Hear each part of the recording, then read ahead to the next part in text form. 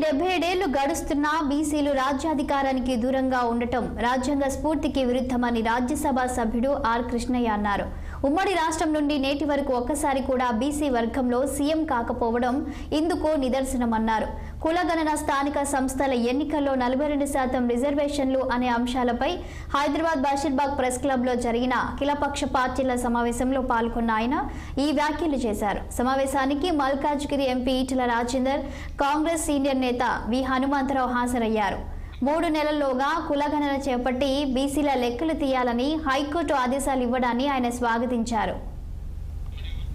తండ్రి పేరు ఎంత సత్యమో, కులాన్ని అడగడం అంతనే సత్యం, మతాన్ని అడగడం అంతనే సత్యం, నేషనాలిటీ అడగడం కూడా అంతే సత్యం.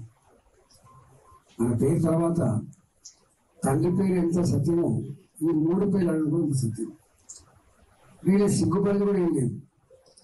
ఆనాడు బాబాసాహెబ్ అంబేద్కర్ గారు కులాలు లేని, అంతరాలు లేని సమసమాజం వస్తుందని చెప్పి కన్నమాట వాస్తవం కావచ్చు.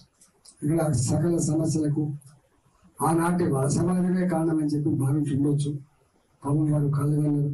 ఎందుకంటే ప్రపంచంలో ఎక్కడ లేనటువంటి గొప్ప లిఖితపూర్వకమైనటువంటి రాజ్యాంగం అందించిన మహానాయకుడు కాబట్టి ఈ దేశాల్లో ఇవన్నీ పోతాయని అనుకున్నాను. కానీ 77 సంవత్సరాలు తర్వాత అనేక రాష్ట్రాలలో మనం చూస్తున్నాం.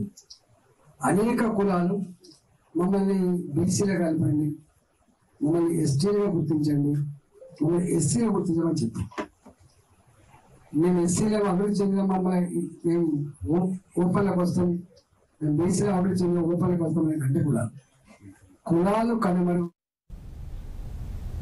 హనుమంతరావు ఆసక్తికర వ్యాఖ్యలు చేశారు.